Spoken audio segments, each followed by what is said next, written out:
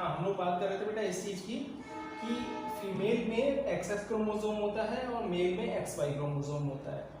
तो जब एक न्यू ऑफस्प्रिंग बनता है तो 50% जो क्या होता है DNA मेल से और 50% DNA होता है फीमेल से ट्रांसफ़र होता है। ठीक है, जब फीमेल से मेल और फीमेल दोनों से जब ट्रांसफ़र हुआ तो यहाँ पर फिर से एक फीमेल का रिप्रोडक्शन हुआ, फिर से एक फीमेल प्रोड्यूस हो गई। अगर सपोज दैट यहाँ पर कॉपी नहीं होगा, एक सेम उस जैसे सेट का कॉपी नहीं होगा, तो फिर आप ये सोचेंगे यहाँ पर तो कमी हो जाएगी ना, जैसे कि यहाँ से ये तो उसमें चला के ट्रांसफ़र हो गया, यहाँ से इसमें ट्रांसफ़र हो गया, ये तो इम्बैलेंस हो जाएगा। आ रहा है समझ में आपको, यहाँ तो इम्बैलेंस हो जाएगा ना। तो उसको मेंटेन रखने के लिए यहाँ पर क्या होता है कि ये अगर ये अकेला यही नहीं जाएगा, ये भी चला जाएगा, ऐसे अकेला ये नहीं जाएगा, वो भी चला जाएगा। तो उसके लिए क्या ज़रूरी होता है कि यहाँ पर हम एक इसका एक कॉपी बना लें। ठीक है, एक क्या बना लें, एक इसका डुप्लीकेशन कर लें। तो डुप्लीकेशन कैसा होगा, एग्जैक्ट इस तरह से हो जाता है इनका डुप्लीकेशन। तो डुप्लीकेशन होने पर क्या होगा कि अगर ये एक सेट चला भी गया, यहाँ से ये ट्रांसफ़र हो भी जाता है, यही नहीं एक ही बच्चा थोड़ी है, आगे कोई और भी न्यूबॉर्न बेबीज प्रोड्यूस होंगे। ठीक है, तो उनमें ऐसे ही कॉन्सिक्यूटिवली अगर ये ट्रांसफ़र हो भी जाते हैं तो इनके पास ये इंटैक्ट इनके पास ये ऑप्शन रहता है कि इनका जो नेचुरल जो जीनोमिक जो इनका जो सेट है वो डिस्टर्ब नहीं होगा। क्लियर हो गया।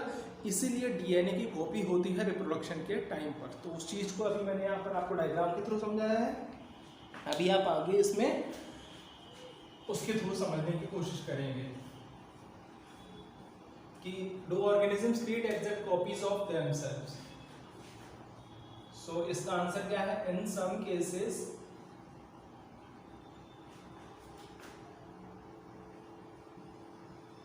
organisms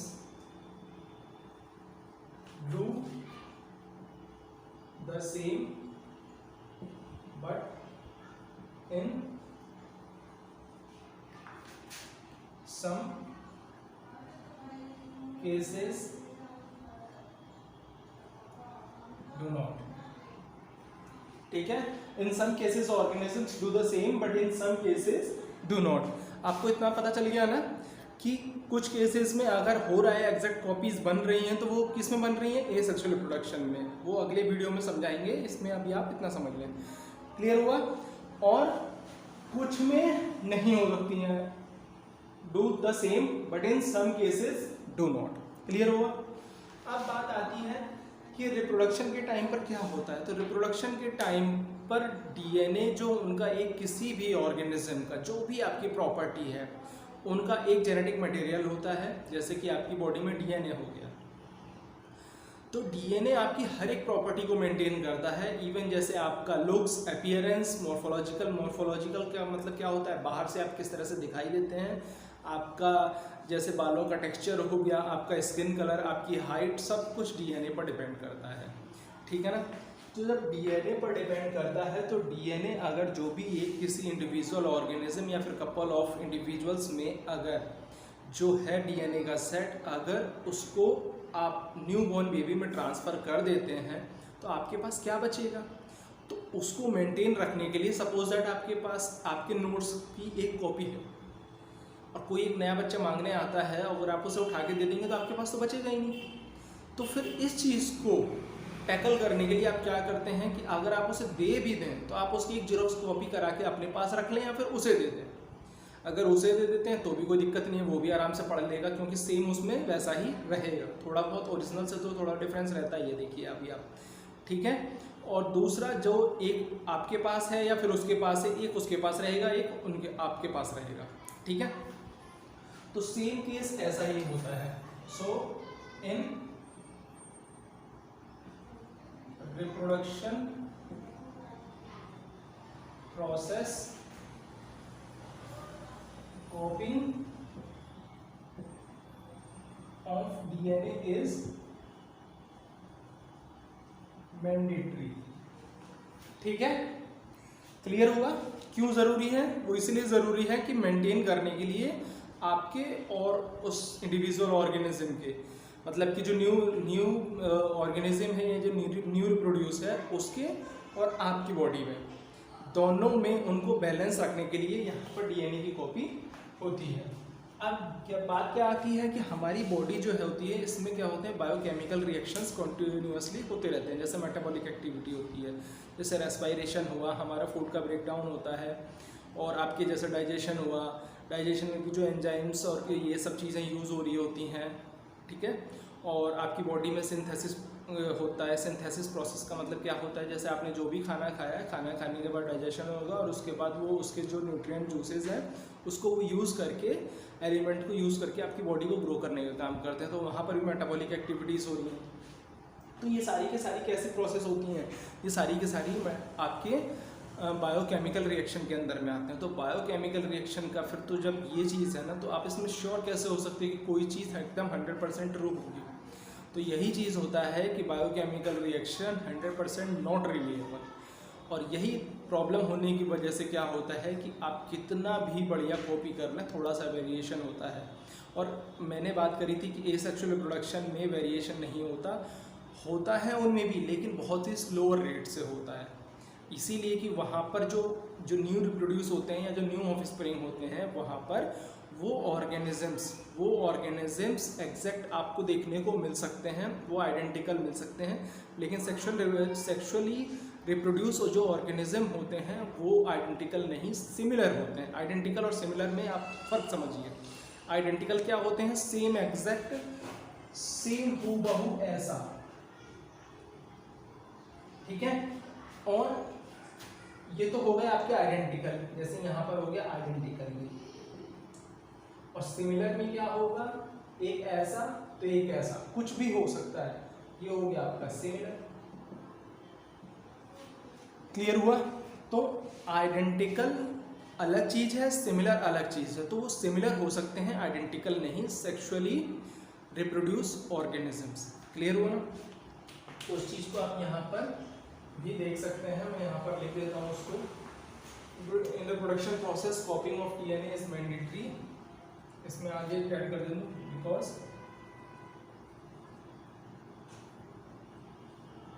process copying of DNA is mandatory because of maintaining the genetic material in parents and newborns balanced।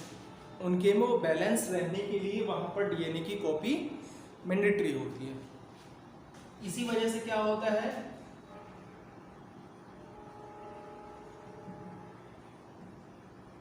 Biochemical reactions are not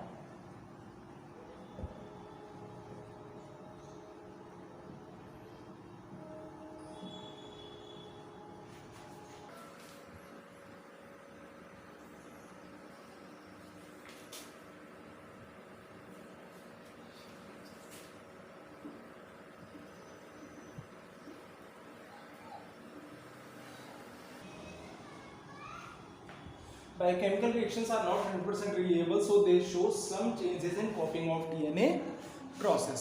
ये समझ में आया? और यही क्या हो जाता है, यही रेस्पॉन्सिबल होता है आपके आइडेंटिकल और सिमिलर बच्चे प्रोड्यूस करने में।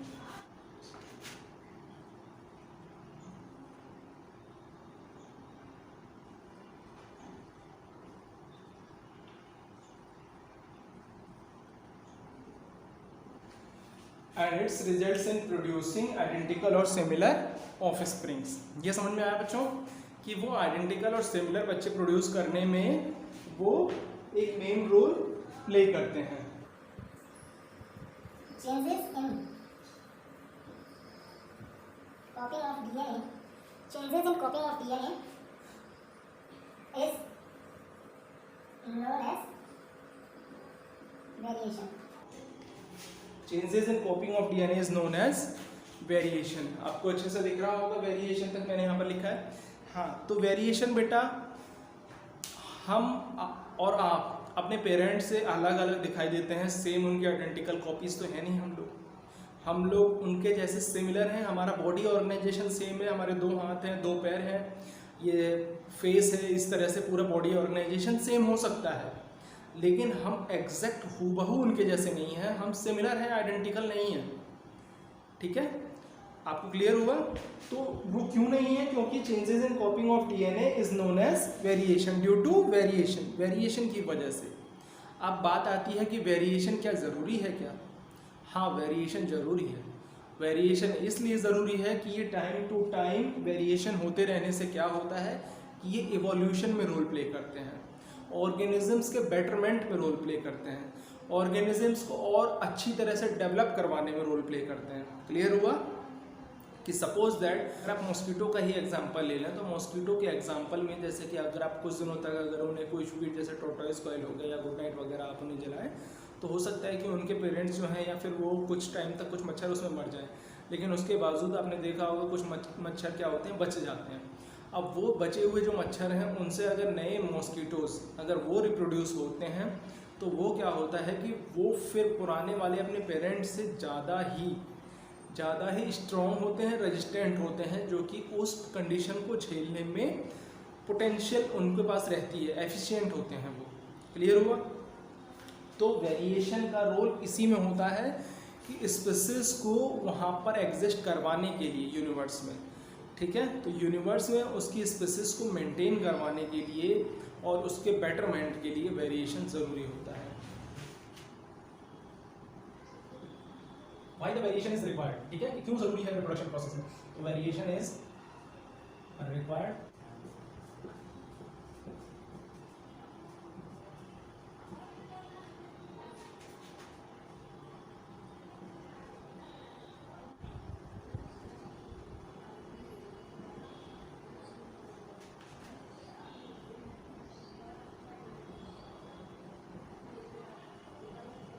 Variation is required for betterment of new offsprings or make evolve them than their parents।